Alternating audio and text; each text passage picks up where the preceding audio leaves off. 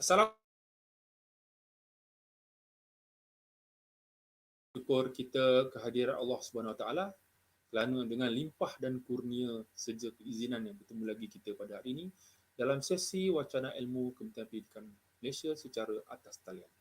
Saya, Cikgu Syahrul Azhar bin Haji Ali, penolong pengarah dari bahagian Sumber dan Teknologi Pendidikan Kementerian Pendidikan Malaysia Bukit Kiara, akan bertindak sebagai pemudah cara bagi sesi kali ini. Sebelum kita pergi lebih jauh, suka diingatkan bahawa rancangan ini disiarkan secara langsung menerusi portal Eduak TV, iaitu TV web rasmi Kementerian Pendidikan Malaysia. Warga pendidik sekalian juga perlu mendaftar masuk ke laman sesawang SPL KPM untuk merekodkan kehadiran. Daftar masuk juga boleh dilakukan pada bila-bila masa selepas dari sesi ini berakhir.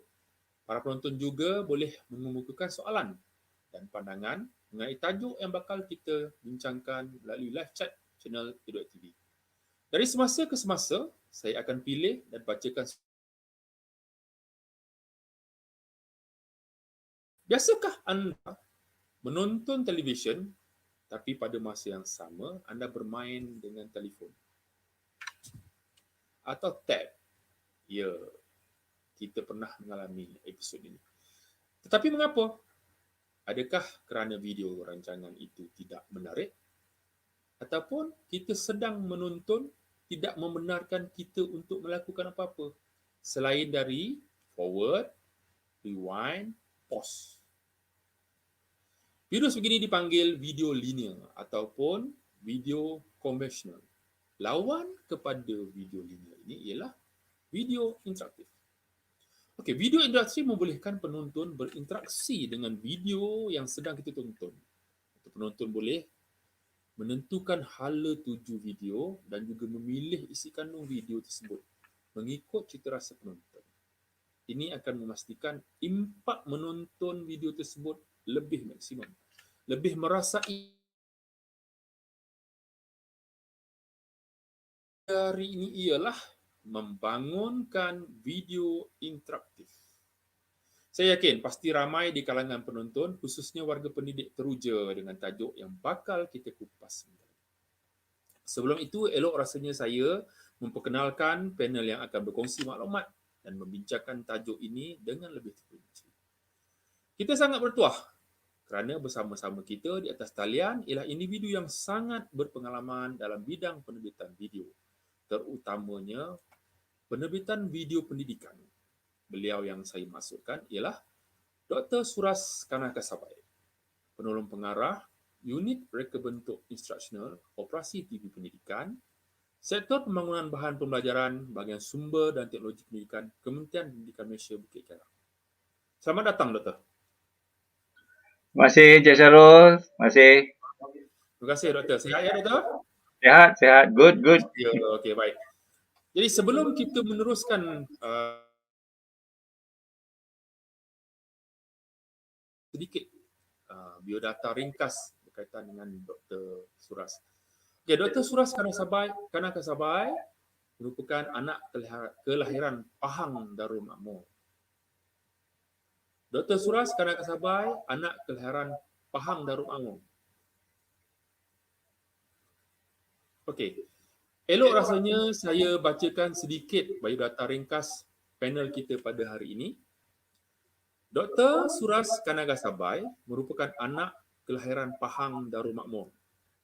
Pernah berkhidmat di Sekolah Menengah Sains Tunku Abdullah, Raub Pahang.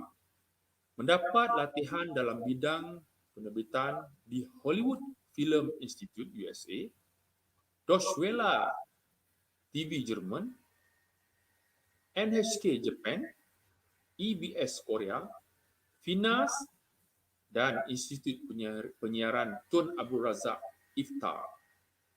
Beliau juga pernah berkhidmat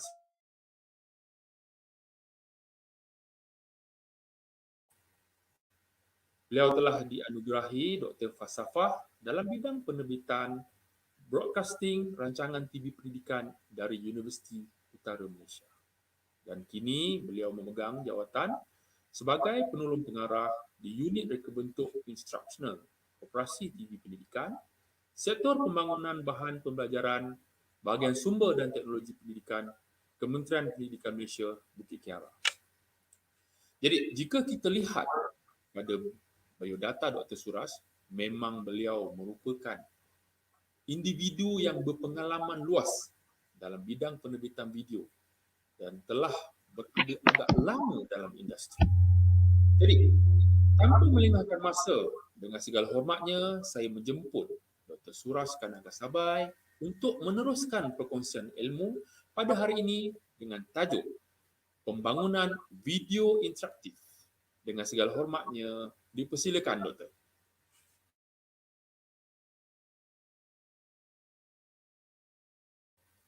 Sebenarnya Syarul, kami dengan saya satu tim di unit operasi pendidikan, operasi TV pendidikan. Dan kalau saya jadi penerbit, dialah studio director saya atau pengarah studio. Biasanya macam itulah, kami bekerja sebagai satu tim. Dan unit operasi ini memang ada ramai penerbit dan kami bekerja dalam satu tim. Begitulah. Okey, sebelum saya pergi jauh mengenai video interaktif, sedikit sebanyak tentang BSTP, bahagian sumber teknologi pendidikan. Actually, bahagian sumber teknologi pendidikan ni adalah satu production house yang boleh menghasilkan rancangan video pendidikan. Kerana dilengkapi dengan studio penerbitan secara single camera production, multiple camera production dengan sistem, dan juga audio production, semuanya ada. Kami lengkap di sini. Dan tetap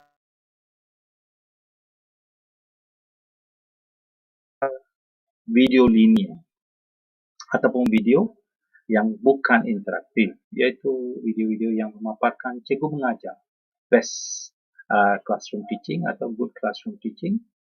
Di samping kita buat dalam bentuk drama ke, dokudrama ke, ataupun stand up teaching ke, secara cikgu mengajar di depan kamera dan bagaimana. Berbagai genre diterbitkan dan diletakkan di portal edukasi, di parking di sana lah.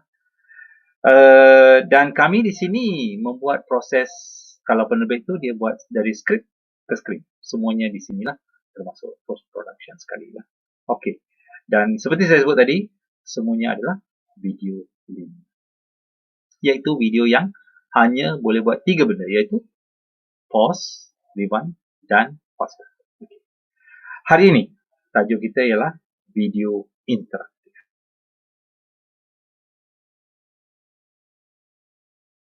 Video yang diperlukan dalam era yang lebih mencabar, di mana pencarian maklumat tidak terhad, iaitu pelajar-pelajar tidak boleh just dibedahkan dengan satu benda saja, satu aliran saja, satu objektif saja. Objektif kena bercanggah dan juga bercambah, bukan bercanggah. Objektif kena bercambah daripada satu objektif ke objektif lain. Banyak benda dicari. Jadi untuk itu kita tengok, saya nak jelaskan dulu sebenarnya apakah dia video linear dan video interaktif. Saya sediakan dalam bentuk jadual perbandingan. Okay, kita tengok slide kita. The first one is tentang video linear versus video interaktif. Okay, kita tengok perbandingan dia lah. Okay, alright. Next, kita tengok di sini.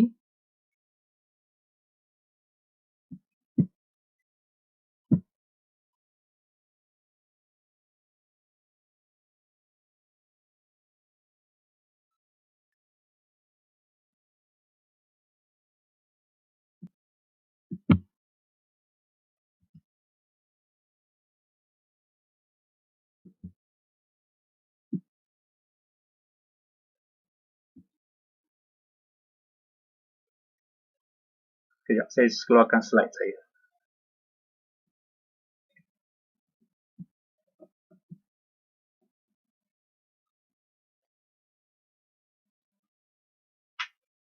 Okey, kita tengok perbezaan antara video linear dan video interaktif. Alright. Yang pertamanya ialah penontonnya ada pasif, video linear, tetapi dalam video interaktif penontonnya aktif, iaitu engage with content. Seperti yang kita dah sebut tadi, dah tengok nombor 2, apa yang masukkan dalam pasif ni ialah penonton ada 3 pilihan saja, iaitu rewind, fast forward dan pause.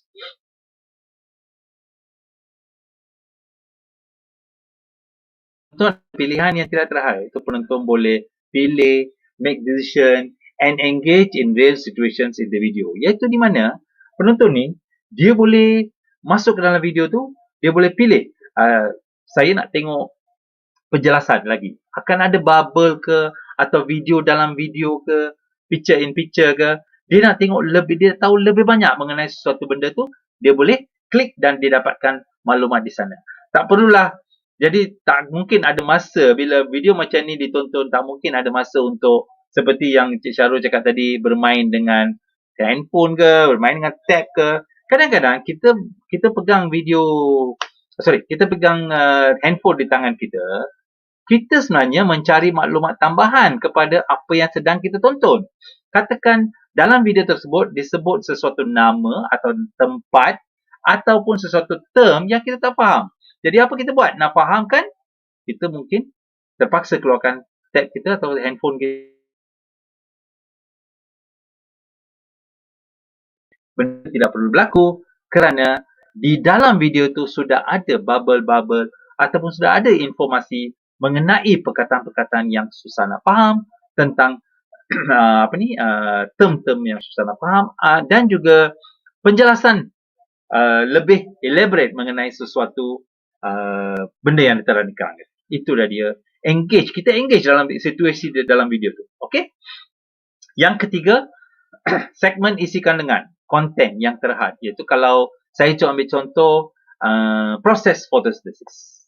Kalau video linear, proses fotosintesis lah. Apa dia proses fotosintesis, apa yang berlaku dan apa hasilnya, apa yang diperlukan dan apa yang hasilnya. Itu je. Tapi kalau video interaktif, segmen isikan ini luas dan tidak terhad, iaitu kita boleh bawa pelajar masuk ke dalam yang lebih, pengetahuan yang lebih, iaitu dia boleh ada cambahan storyline, iaitu cambahan story baru. Dia berlaku seterusnya. Semua tu. Iaitu katakan kita kata kita dalam untuk fotosintesis kita perlukan klorofil, air, cahaya matahari dan karbon dioksida. Jadi ini adalah kandungan tambahan luas, dan setiap klorofil dia ada cerita dia sendiri. Dia ada video dia sendiri lagi. Air, mengapa air itu diperlukan? Macam mana air itu masuk dalam pokok? Ini semua video-video tambahan. Boleh masuk dalam video original kita, iaitu video mengenai fotosintesis.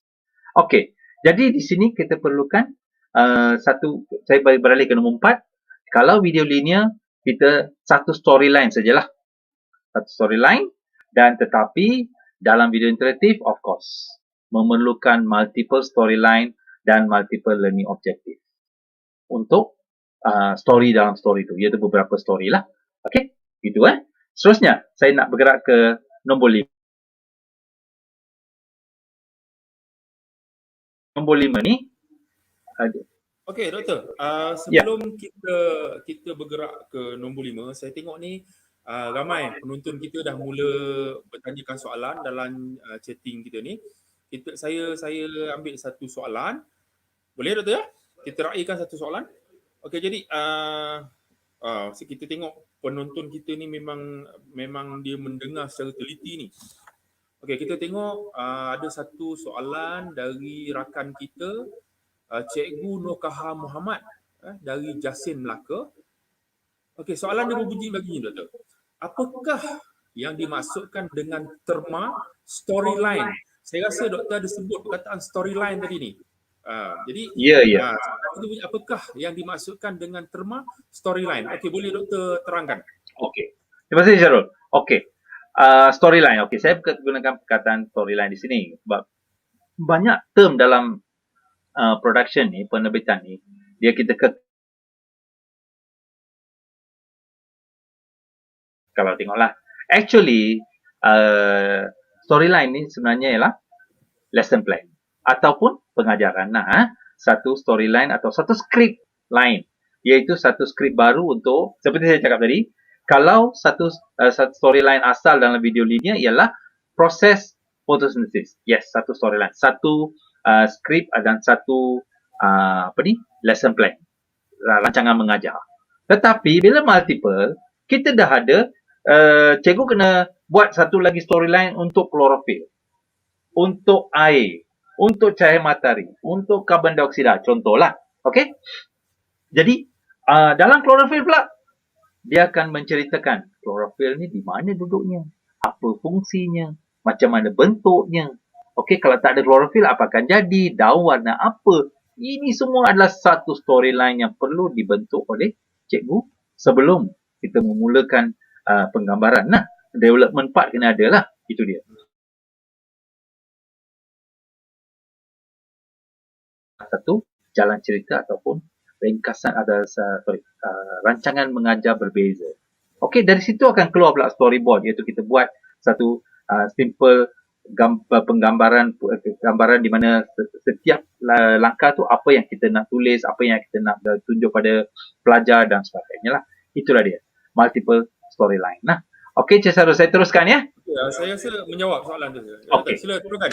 Okey. Next ialah bila single storyline atau satu storyline, of course lah, mudah dibangunkan.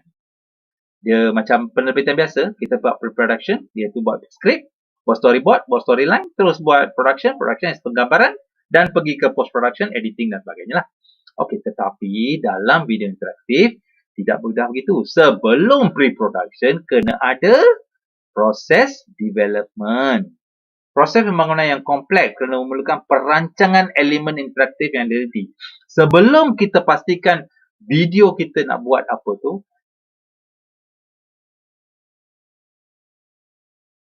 elemen interaktif saya nak masukkan dalam video saya ni.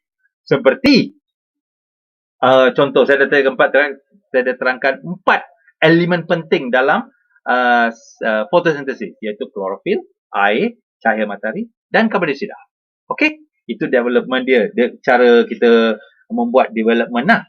Okey, jadi dari situ kita akan dapati bahawa kena ada satu proses perancangan yang lebih teliti sebelum kita mulakan penulisan skrip. Kena ada mapping yang betul-betul. Apakah yang terlibat dalam ni? Kita akan lihat benda ni kemudian. Saya dah sediakan tentang storyline tu, kemudian kita akan tengok. Okey, seterusnya yang ke-6. Yang ke-6 ialah cost. Video linear kalau storyline-nya mudah dan penggambarannya simple, memang kos rendah lah. Tetapi video interaktif, kos berganda kerana kosnya lebih tinggi ya. Lebih tinggi kerana ada banyak gambaran berganda dan sebagainya.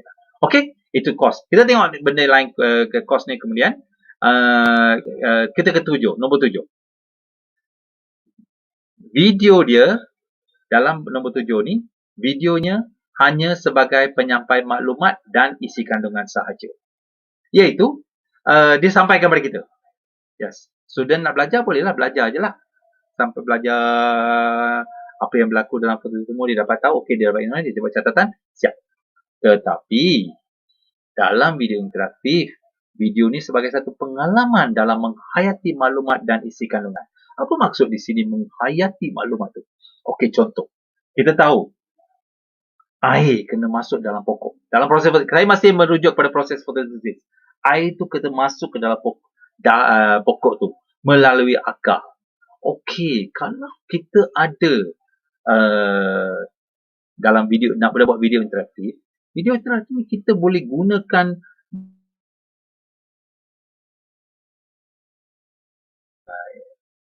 teknologi AR, VR, di mana kita boleh tunjuk bagaimana air tu boleh masuk melalui akar dalam pokok, dan kalau kita lebih kreatif, kita bagi atau kita bawa pelajar kita tu, murid kita tu masuk dalam akar, mengikut air tu, tengok dalam pokok tu, dalam batang dia, dalam daun dia, ke mana air ni pergi, apa yang berlaku, dia boleh pause, klik dan tengok, oh ini rupanya ya, macam ni air ni masuk dalam pokok ni.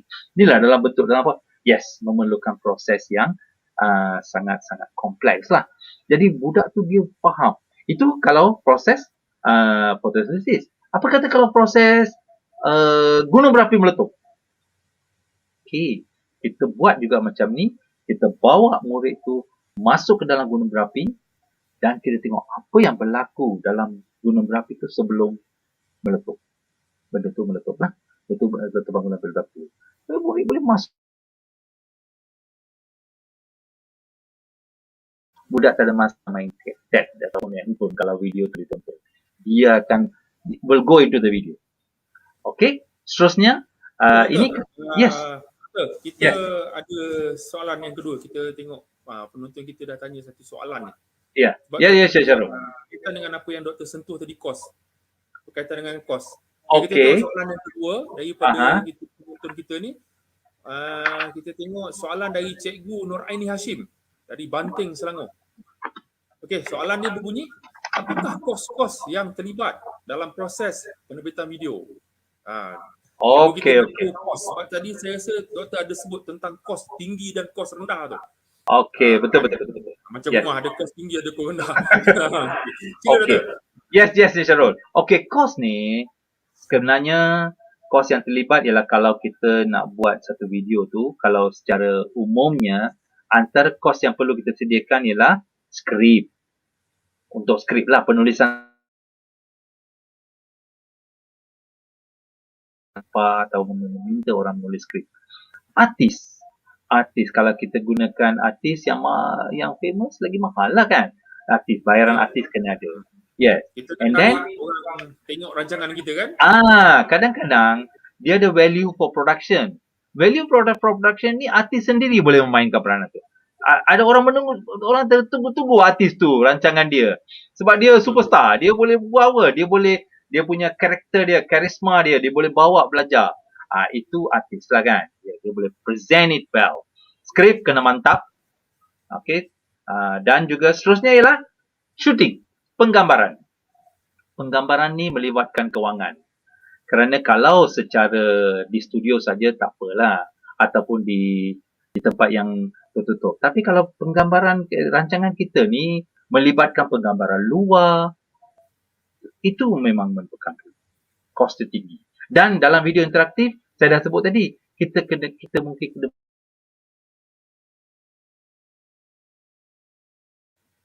kos lah. Ini antaranya lah. Dan akhir sekali editing. Editing pun kalau dalam menggunakan software pun memerlukan kos. Inilah Encik Syarul antara kos yang terlibat lah. Okey, pada dasarnya sekarang ni kalau outsource lah, kalau di luar sana, satu video yang satu skrip yang biasa saja pada puratanya 1 minit penerbitan lebih kurang RM1,000. Lebih kurang. Harga pasaran. Yes, harga pasaran. Ini biasa je. Dia mungkin kurang daripada tu kalau skripnya biasa, dan kalau kita bagi dalam gross production, iaitu jumlahnya besar, harganya akan turun lagi. Tetapi kalau kita video kita melibatkan banyak animasi, grafik, CG grafik, ini akan melibatkan kos yang lebih. Itu dia. Pada skrip kita, doktor. Tergantung pada skrip lah. Okey. Seterusnya nombor 8. Iaitu video boleh ditonton tanpa talian internet. Video linear lah. Dia terus, kita on video, kita dapat terrestrial video, terrestrial TV, terus on je lah. Tetapi video interaktif ni dia perlukan talian internet. Untuk aplikasi interaktif tu berfungsi. Kerana kita perlu klik, kita boleh berinteraktif dengan videonya. Jadi ada sedikit keperluan interaktif dari internet itu diperlukan. It's okay. It's a small thing, but perlu adalah. Nombor 9. Kerana video linear ni, dia adalah video just memerlukan pembangunan normal saja. Dia tak ada software. Of course lah. Bila editing tu ada proses, ada software lah. Tetapi dalam proses pembangunan, development platform tidak diperlukan. Dia hanya penggambaran biasa saja. Tetapi untuk video interaktif, kerana memerlukan software khas, okay, seperti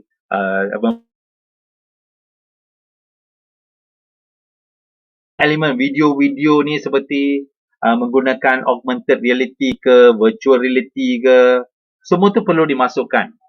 Okey, dimasukkan ke dalam video tu untuk mengaktifkan interaktif tu. Elemen interaktif tu kita perlu adakan kalau ada software. Nanti kita tengok di belakang apakah software-software yang boleh digunakan untuk pembangunan video interaktif. Okey. Akhir sekali, nombor 10. Yes. Saya dapat satu soalan lagi ni. Saya tengok ini jauh daripada sahabat kita jauh ni, Doktor. Okey, Cik Syarul. Cikgu kita yang berada di Bumi Kenyalang. Okey, daripada Cikgu Laven, anak Astor. Okey. Ini. Okey, apakah maksud augmented reality atau AR, virtual reality VR dan 360 degree video? Saya rasa doktor ada sebut tadi ni. Mungkin doktor belum jelaskan. Saya rasa mungkin doktor boleh jawab soalan ni. Kita tengok penonton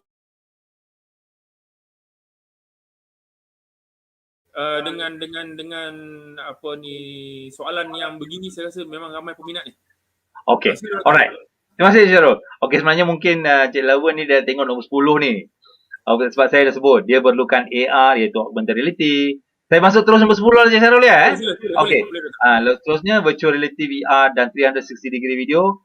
Dalam video linear tidak boleh digabung kerana tak ada development platform. Tapi dalam video interaktif semua ni boleh digabungkan. AR, VR dan 360 degree boleh digabungkan. Okey, itu kelebihan video interaktif. Kerana ada development software lah. Okey, platform Jadi, kita tengok sebelum kita pergi seterusnya, kita tengok apa yang dimasukkan dengan AR, VR dan 360. Alright. AR adalah satu teknologi yang menggabungkan digital content yang kita bangunkan. Kita bangunkan digital content biar kita menggabungkan digital content ni dengan dunia nyata secara real time. Ini membolehkan pengguna melihat telah dibangun itu projected dalam keadaan dunia sebenar. Okey, contohlah kita dah buat satu animasi letupan gunung berapi. Kita tunjuk je animasi. Kalau kita letak dalam skrin biru atau skrin biasa saja, tak berapa menjadilah, yalah dia letup macam tu je. Tetapi menggunakan augmented reality, kita boleh bawa animasi itu digabungkan secara real time dengan visual letupan gunung berapi yang sebenar. Iaitu pelajar boleh masuk dalam gunung berapi itu, dia tengok proses letupan tu. Sebelum gunung berapi itu meletup, apa yang berlaku? Semasa meletup, apa yang berlaku? Selepas meletup, apa yang berlaku? Seolah-olah dia duduk dalam gunung berapi itu. Dia tengok semuanya. Itu AR, augmented reality. Dan apa pula VR-nya?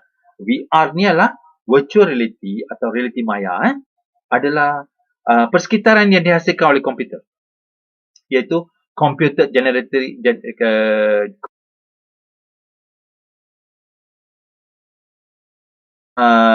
persekitaran imagery punya persekitaran. Iaitu virtual reality lah. Kita create. Kemudian, pengguna pula atau student pula boleh berinteraksi dengan persekitaran VR ini dan menggunakan VR tersebut untuk tujuan PDP. Okey, katakanlah kita dah buat satu video tsunami lah. Okey, tsunami berlaku dan sebagainya macam mana semua tu kita dah create situasi tu, dah create. Sekarang animasi bencana ni kita nak bawa budak kita masuk dalam CGI yang kita dah buat ni, kita masuk budak kita masuk. Dia bawa pada kita. Jadi animasi terjadinya bencana tsunami dibangunkan dan pengguna masuk ke dalam animasi itu untuk lebih mengetahui bagaimana terjadinya tsunami ini.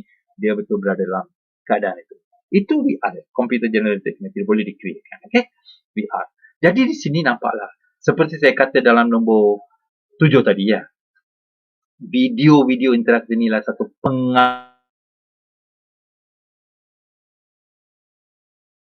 atau student kita berada dalam keadaan di mana apa yang dia belajar. Kalau tadi fotosintesis, dia ikut air itu masuk dalam akar. Kalau dia karbon dioksida, dia ikut karbon dioksida masuk melalui daun ke dalam daun tu. Kalau melalui stoma lah kan, melalui ke dalam daun. Kalau dia satu lagi, cahaya matahari. Macam mana cahaya matahari itu diserap ke dalam tumbuhan tu. Dia jadi cahaya matahari, dia masuk. Ini semua memerlukan AR dan VR. Kita boleh buat. Dan 360 degree tadi, satu lagi tu, ialah di mana view-nya dalam sesuatu video tu secara panorama. Di mana view tu 360 darjah. Katakan tadi kita duduk dalam gunung berapi kan? Bukan tengok satu angle je. Dia boleh tengok semua angle dalam gunung berapi tu. Dan sebegitu juga tsunami. Bukan duduk satu angle tengok luar je. Dia boleh tengok dia boleh tengok di angle di 360 darjah semua angle apa yang berlaku dalam tsunami itu. Ataupun di permukaan laut apa yang berlaku semuanya boleh tengok. Itulah yang dikatakan panoramic 360 degree. Seperti dalam Google Map lah, kita tengok, kita bawa Google Map tu kita letak, kita boleh tengok semua area kan. Kalau kita tengok Google Map, something like that lah. Okay? Alright. Okay Syarul, Cik Syarul, saya teruskan boleh? Okey, saya rasa doktor boleh teruskan. Saya nampak Okay. dengan VR ni saya rasa selaras dengan tujuan asal dulu wujudnya TV pendidikan. Betul doktor? Yes. TV pendidikan ni wujud untuk memberi penerangan kepada murid kita perkara yang tidak boleh diterang dengan verbal. Perlu diberi bantuan dengan visual. Kalau silap betulkan saya doktor ya? Itu sebenarnya asal TV pendidikan itu wujud. Yes, okay. Iaitu ya betul. Iaitu membantu cikgu membawa murid ke realiti sebenar tentang apa yang mereka belajar. Kita Okay? Ya betul. Nak balik kita nanti. Okay, so saya faham. Cik Zarul, saya terangkan dengan pembangunan video interaktif. Okey, teruskan doktor. Okey, seperti saya dah sebut tadi, kita ada langkah pertamanya ialah development. Iaitu di dalam develop ni, kita tentukan topik dan buat mapping subtopik untuk memenuhi keperluan elemen interaktif.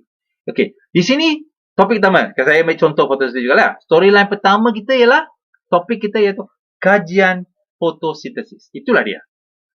Dan dalam sini kita akan hanya menerangkan tentang definisi fotosintesis dan fungsi fotosintesis.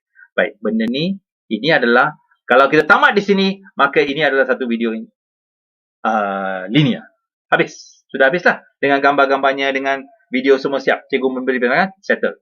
Tetapi kalau interaktifkan video fotosintesis ni, maka kita ada next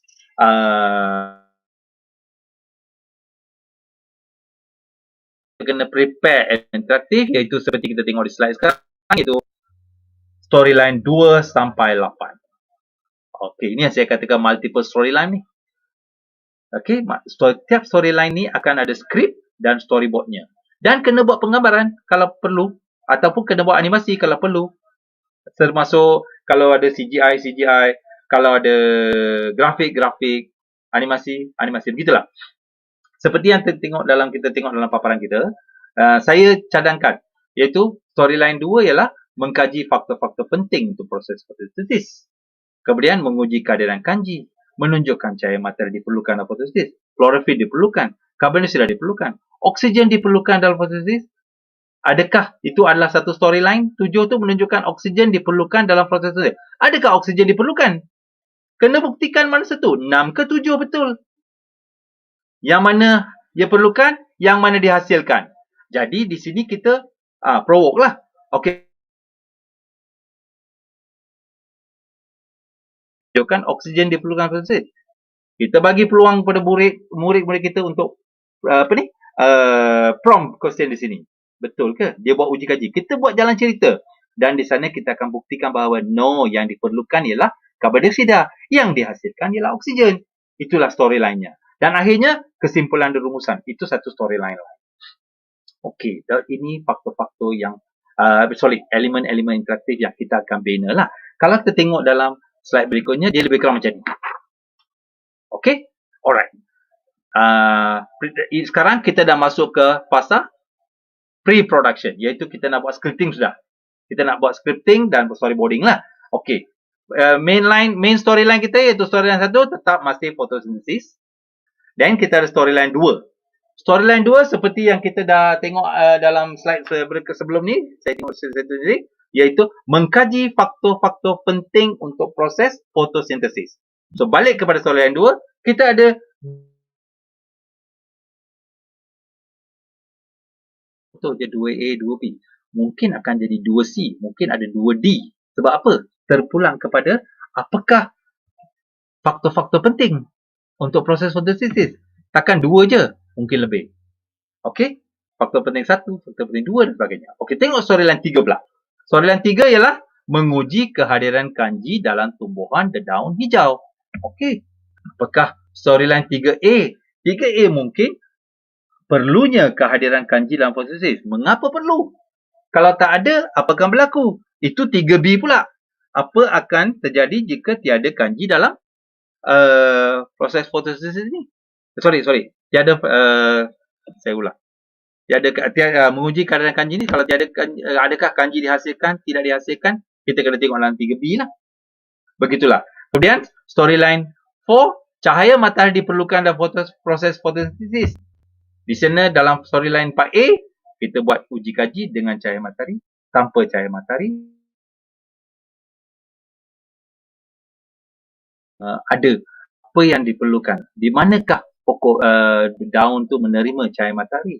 Dan bagaimana kedudukan cahaya daun-daun tu menghadap cahaya matahari? Semua tu dalam story. Begitulah dengan storyline 5, 6, 7 dan 8.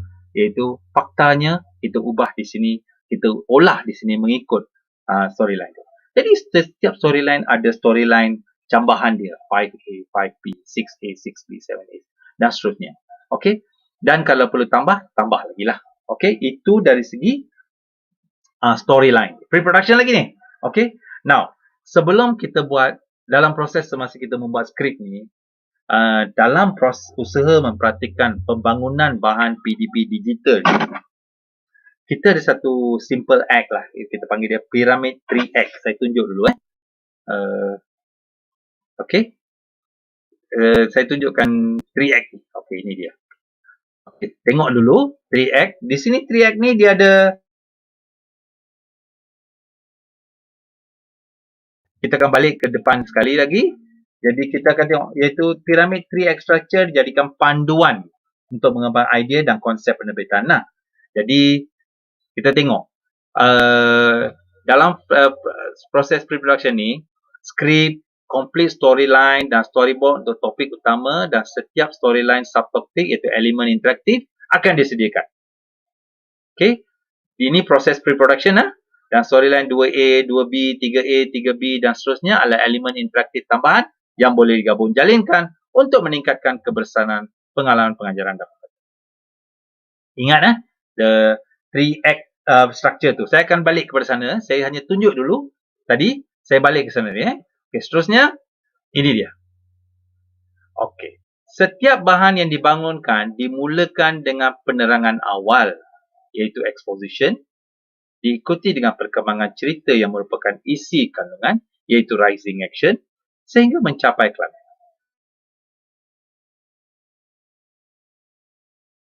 Poly action sehingga ke penutup denouement. Okey, dalam bentuk jendela. Kalau kita tengok, ini lebih kurang macam rancangan mengajar juga. Ada seksi, ada perkembangan, ada dia punya closing, that's it. Itu je. Jadi di sini, tujuan kita buat ni ialah supaya penggambaran kita tu ada satu proses flow yang cantik. Di mana penerbit tidak akan ketinggalan ataupun tidak akan meninggalkan sebarang elemen penting dalam proses penerbitan dia. Okey? Ini kita boleh tengok ini sebagai satu panduan sajalah. Okey.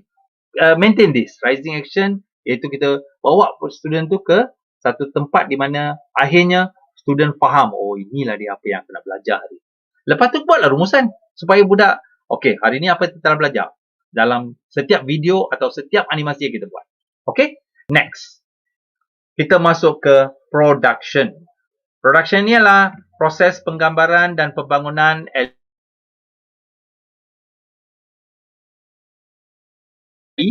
elemen-elemen interaktif mengikut skrip dan storyboard dan juga segmen grafik dan animasi di mana diperlukan. Saya bagi satu contoh pengagihan untuk satu rancangan 30 minit seperti yang saya tulis sana, iaitu ini cadangan. introduction, penyampaian. Ini maksud saya ialah 3 minit pertama, seterusnya 10 minit ke berikutnya, pengukuhan, assessment, closure dan rumusan. Okey, kita dah tamat production, kita terusnya ke post production. Post production ialah biasanya adalah fasa terakhir dalam sesuatu pembangunan video lah. Okey. Di sini apakah proses-proses yang terlibat ialah proses editing dan kelulusan siaran lah. Dalam proses ini, okey, bila dah tengok tu kita ada edit list. Edit list ialah kita tengok, kita buat time code. Macam mana kita nak edit, di mana kita nak masukkan apa. Dan bila kita tengok bahan insert tu, apa tu bahan insert? Inilah dia, animasinya, grafiknya, video in video, picture in picture. Semua tu kena ready di sini. Barulah editor boleh menggunakan software yang kita akan tengok lepas ni untuk mengcombine, menggabungkan segala-galanya, semua video-video kita menjadi satu video interaktif untuk menghasilkan satu video komplit, yang komplit, yang ataupun yang sophisticated. Okey? Dan bila rancangan tu dah siap, penerbit dah rasa atau cikgu dah rasa okey, puas hatilah, semua dah ada, tak boleh keluarkan terus, kena preview, tayang kaji dan pembetulan. Okey, kalau dah dalam proses preview ni, kita kena adakan satu sesi di mana pakar-pakar. Kalau di sekolah tu, kalau subjek sejarah, takkan seorang aja cikgu sejarah. Mesti ada lebih daripada seorang. Panggil semua cikgu sejarah tu. Okey? Dan duduk bersama. Dan tengok rancangan kita ni. Dan tengok ada pembetulan ke tidak. Kalau ada... Ya. Okay, saya tertarik dengan review dan tayang kaji. Okey, apakah keperluan review dan tayang kaji ni? Mungkin cikgu-cikgu kita di luar tertanya-tanya. Kita dalam industri mungkin kita faham. Tapi cikgu, keperluan tayang kaji dan di mana adalah kita ni menghasilkan ataupun kita ni menerbitkan rancangan pendidikan, Encik Syarul. Okey, pendidikan iaitu rancangan TV pendidikan, rancangan yang akan ditonton oleh murid-murid kita di sekolah. Jadi tak boleh ada salah fakta, Encik Syarul. Tak boleh. Kalau ramalan cuaca salah tak apa. Betul.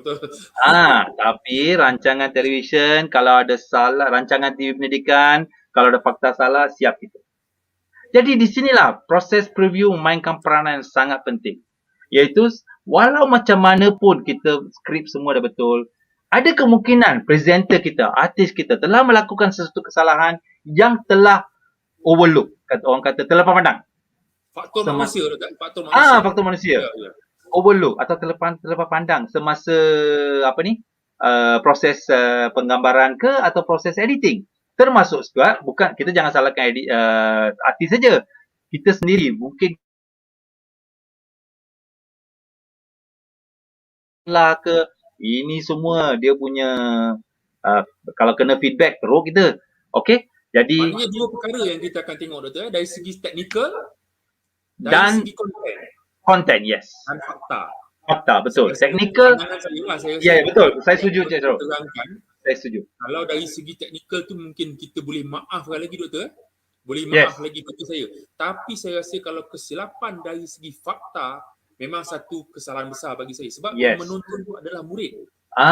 Lebih lagi subjek-subjek yang trust dan mungkin kelas-kelas peperiksaan. Betul. Memang maklumat yang murid dapat tu mereka pegang dan menjawab dalam soalan peperiksaan. Kita khawatir salah. Betul. Saya setuju, Cik Syarul. Itulah dia preview. Okey, sangat penting. Dan sebab tu saya letakkan pembetulan kalau ada. Dan lepas pembetulan, terus bukan Malaysia lagi. Kena tayang kaji semula. Tayang kaji semula, Doktor? Yes. Pembetulan yang telah dicadangkan tu telah dibuat pembetulan, barulah kelulusan siaran. Kalau kita di BSTP, kelulusan siaran oleh timbalan pengarah kita, ataupun di sekolah pula, kalau sekolah rendah, guru besarnya, sekolah menengah, pengetuanya, boleh meluluskan. Selepas mendapat endorsement daripada SME dia, pakar-pakar dia, pakar-pakar subjek tersebut. Ini sangat penting.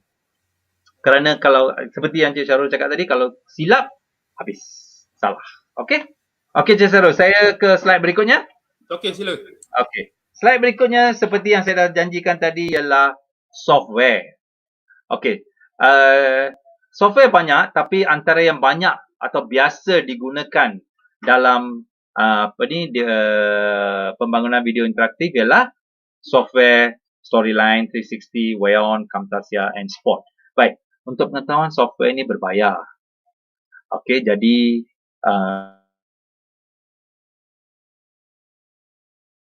okey, licensing dan sebagainya.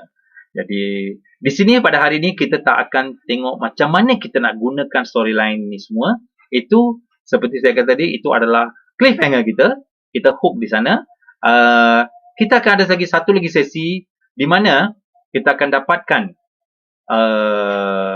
pakar-pakar dia dan kita akan buat kursus khas untuk penggunaan Storyline 360, Wayon, Camtasia dan Spot. Itulah dia dalam proses kebetulan dalam proses pembangunan video seterusnya kita akan belajar ya. Okey, saya rasa lebih kurang macam itulah. Iaitu siri kedua nanti kita ada kursus penggunaan software untuk pembangunan video. Okey, saya rasa itu saja. Setakat ini saja penjelasan saya, Encik Syarul. Saya serahkan balik pada Tuan dan sekian, terima kasih. Okey, terima kasih Dr. Suras. Saya rasa banyak maklumat yang kita dah proses pembangunan video interaktif ini bukan satu proses yang mudah. Betul tak? Yes, Kita betul. memerlukan satu perancangan. Maknanya di bahagian perancangan tu kita kena betul-betul merancang dengan teliti, betul ya? Ya, betul. Saya setuju. Supaya proses pembinaan itu nanti berjalan dengan lancar. Ya, seperti saya kata tadi, development tadi. Development proses itu sangat penting. Masa merancang itu lebih. Yes. Seperti kita nak melaksanakan penggambaran dan sebagainya. Betul tak? Ya. Kita miss bahagian tu. Di mana kalau kita tengok dengan kalau kita pengalaman saya lah bersama dengan penerbitan sama ada di dalam negara atau luar negara atau semasa saya membuat thesis saya, iaitu mereka kata you fail bila development tu tak ada. Iaitu development tu kena ada. You dah buat satu proses ni, jangan terus pergi ke scripting. Tapi your planning sebelum tu, itu mapping tu tak ada lagi. Kena ada mapping. Betul-betul kita buat scripting, storyboarding dan sebagainya. Okey. Tujuan dia supaya maklumat tu tak ada yang tertinggal, betul? Supaya lengkap. Kerana jadi satu video yang lengkap. Yes. Walaupun nampak complicated tapi videonya sophisticated. Yeah. Satu video boleh menjawab segala-galanya. Dan murid pula, student kita dia tak macam boring menonton. Sebab kita asyik bawa dia ke dalam pokok, dalam apa, di mana dalam daun. What do you want to see? Come with me, see inside. Kita boleh bawa dia. Of course lah, cost. Sebenarnya itu kelebihan era digital kita sekarang, Doktor ya. Kalau kita tengok sekarang era digital ni membolehkan broadcast itu sendiri kita gabungkan dengan elemen teknologi maklumat dan komunikasi. Yes, betul. Itu elemen yang menarik untuk membantu PDP cikgu. Doktor? Yes, correct. Ya, okay. Yeah, seperti jadi, saya rasa